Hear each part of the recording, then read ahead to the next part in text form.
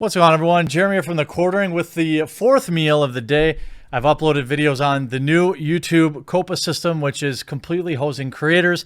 I covered the new Sonic redesign, and I also covered GameSpot journalist Kaylee Plague telling Pokemon, people who are upset with Pokemon's new Sword and Shield game, to grow up and stop being toxic. So if you're looking to enjoy, just sit back and enjoy for the next couple of hours, make sure you check out all those videos in yesterday's as well. Now, notifications won't ever send for my fourth, so I will always renew. Please leave a like on it. Please leave a comment. And if you tweet it and you tag me, I'll try to retweet you. Say something funny and maybe you'll get a bunch of followers too and all that stuff. So Activision Blizzard still shedding gamers. Blizzard lost over 1 million and Activision well over 10, nearly 20 million, I believe. And this is pretty quiet. And if we look at what's happening with their stock, it is reacting appropriately. Let's take a look at Activision stock over the last 5 days. It peaked on Wednesday, November 6th, and then has been on a steady decline ever since. Here we are Tuesday, all the way down to $51 from a high of $56. That's a massive loss in just 5 days. Why are they dropping? Well, because Activision Blizzard is still shedding gamers.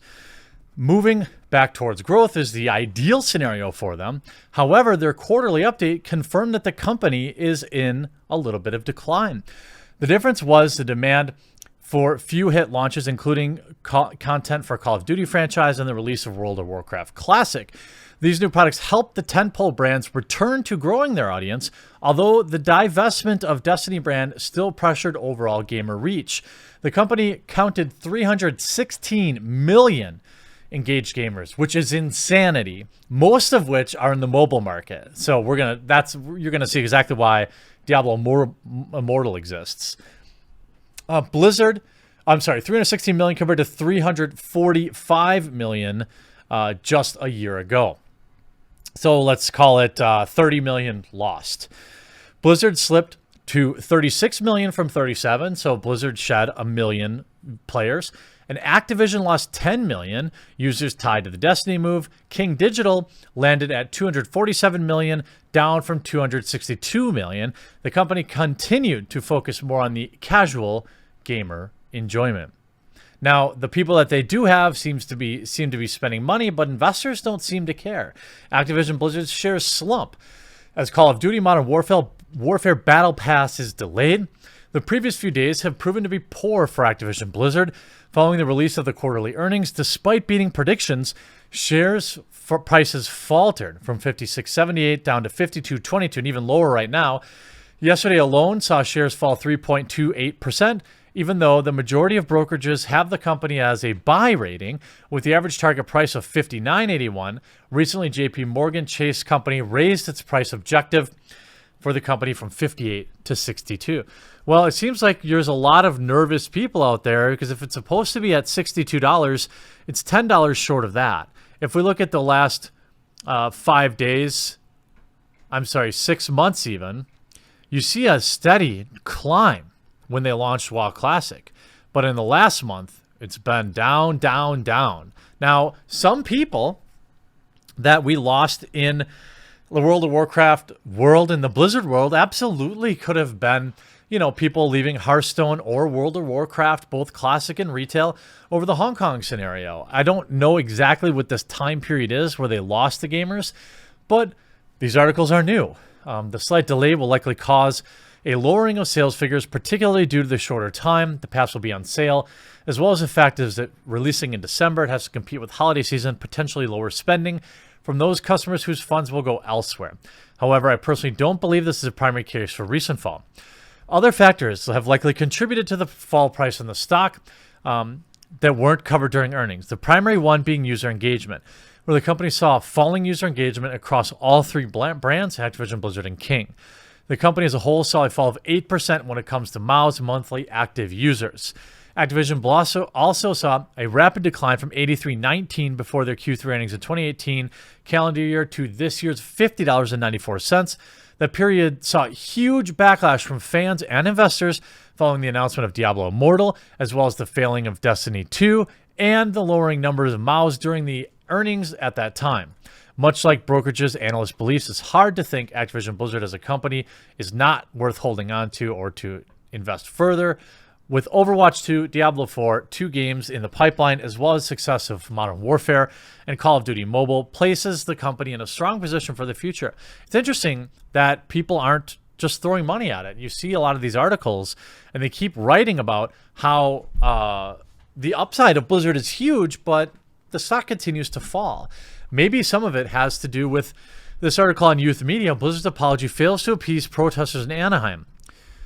Blizzard's president, Jalen Brack, apologized at BlizzCon at Anaheim Convention Center November 1st for punishing a video game tournament player for showing his support for the Hong Kong protests. Yet his apology did little to appease the 50 or so protesters parked outside the convention hall. The professional Hearthstone tournament player named Blitzchung publicly sided with Hong Kong in a dispute in the opposition to Chinese policies. Anaheim protesters and thousands of social media protesters felt Blizzard was afraid to take on China, where Blizzard sells millions in products.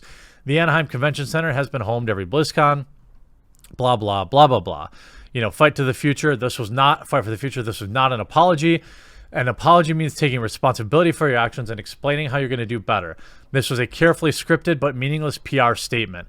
If Blizzard was sorry, they would change their policy in banning political speech. Look, I support the policy, as I've always said that I do. But I do support even enforcement. We saw just yesterday Wizards of the Coast having this big controversy over the weekend where one of their players was writing, trans rights or human rights and all sorts of stuff on their cards, disparaging the author whom they thought had differing opinions than them simply for liking a few tweets from politicians they didn't like. They felt like this was okay. And the world rallied around them to agree. Wizards eventually buckled and allowed it, but one wonders if they're going to allow somebody with build the wall on their cards or pro-life statements on their cards. As Wizards of the Coast is a far left-leaning company, one wonders where they'll draw the line. I'm pretty sure with hypocrisy. Jim Sterling, did you watch this BlizzCon intro? The apology. That was pathetic and cowardly. They did not address China or Hong Kong, the controversy, or anything. I hope you have a video upcoming. That was a tweet asking for content creators to support it. Now, the overall numbers protesting it were small in person, but online, very, very strong and continue to be strong. Just look at any tweet Blizzard puts out. Basically, Blizzard isn't even allowed to tweet anything out right now because they just get bombarded by people reminding them what they did.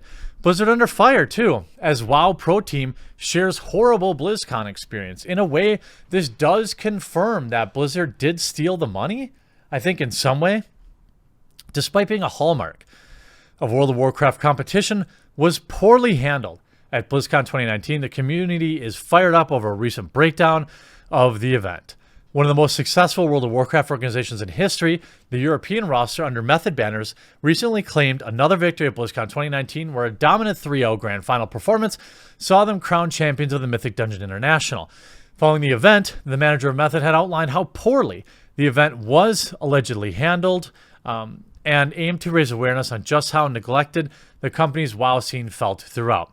Initially, the WoW scene was supposed to feature a $500,000 prize pool at BlizzCon, directly from Blizzard. Additionally, for the first time ever, the community was able to add to the total prize pool through the collective sales of WoW toys, garnering a $660,000 in contributions. As the event drew near, it was revealed $1 million plus would not actually be up for grabs. Instead, the community funding would be all the professional players were competing for. Now, not that that wasn't a ton of money, but still. Quote, it was a bait and switch, Derry said, and added that the move and miscommunication left players feeling and their management teams reeling.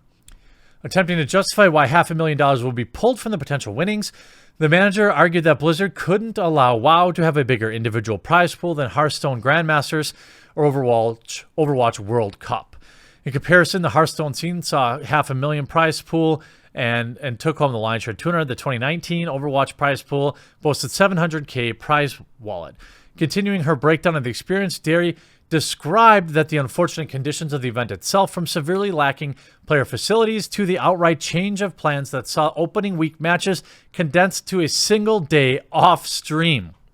Not only, this is by Deserto.com, Not only were teams forced to book their own practice facilities, but food was also barely provided throughout the week.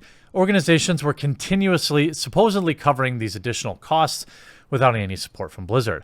Furthermore, having a large portion of these matches suddenly contested offline seriously impacted the potential for players to grow their brands throughout the event. As Dari explained, organizations rely on their signed players having visibility during competitions to secure sponsorships. Yet due to a poorly handled nature of the event, half of the event ended up being behind closed doors. That seems so ridiculous to me.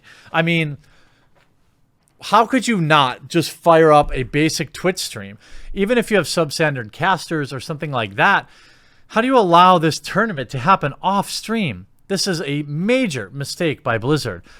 The outcry in the WoW community also echoes similar problems that were raised following the 2019 Overwatch Cup experience.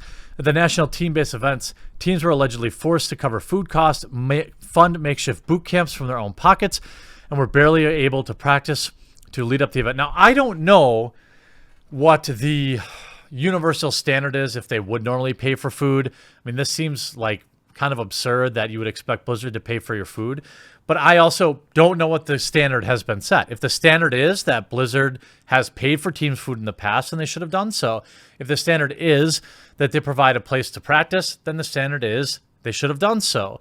I wonder if in that gigantic Blizzard building, they didn't have a few empty conference rooms to provide practice areas.